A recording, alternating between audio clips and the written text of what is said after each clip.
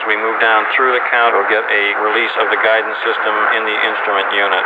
As we move down through the count, we'll get a release of the guidance system in the instrument unit. As we move down through the count, we'll get a release of the guidance system in the instrument unit. How to get the Haas effect in Nuendo 5. So when mixing your tracks, there's always that quest to get that nice stereo image. You want depth to your mix.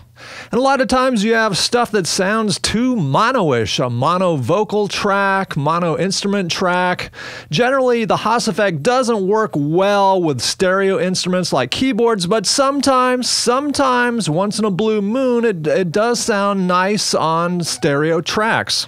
So what is the Haas effect? Well, basically you're splitting the signal in two, you pan the two signals to one degree or another, then add a slight delay to one of the signals.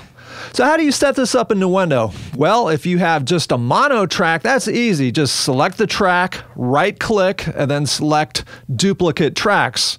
But what about if you have a stereo track? And actually, for this example, I actually have some mono NASA audio that was printed on a stereo track, even though it's in mono. As we move down through the count, we'll get a release of the guidance. And then I actually added some phasing, delay, reverb, and some doubling effects, and this is what that sounds like. As we move down through the count, we'll get a release of the guidance system in the instrument unit. So for whatever reason, maybe you've got a track that's just not jumping out in the mix enough. So how do you split a stereo track into two mono channels in Nuendo?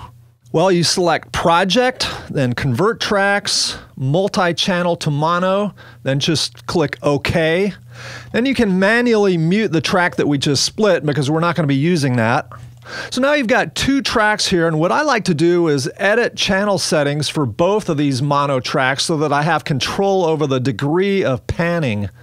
And if you do nothing, by default, Nuendo will set one track to 42% left and the other 42% right. So I go in and select stereo out, then I can adjust to 100% left and 100% right if I want. So finally, on the left-hand side here, you click the track name to bring down this information. Then down here where it says 0.00, if you hold the mouse over it, it says track delay in milliseconds. Then click where it says 0.00 and just type in 35, enter.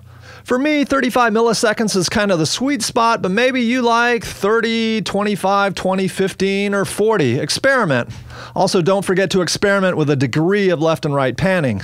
So here's what it sounded like with the effects that I applied: phasing, delay, reverb, and doubling. As we move down through the count, we'll get a release of the guidance system in the instrument unit. And here's what it sounded like when I additionally added the Haas effect set at 35 milliseconds and panned at 42%.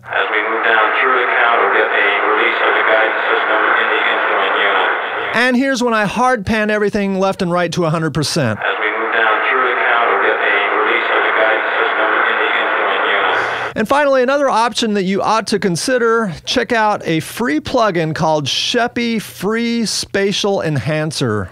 And it actually uses Haas effects to do what it does. And one thing nice about it is because it's a plugin, you can quickly and easily set it up and control the percentage of it that you want to apply to a track. Now get busy and start mixing.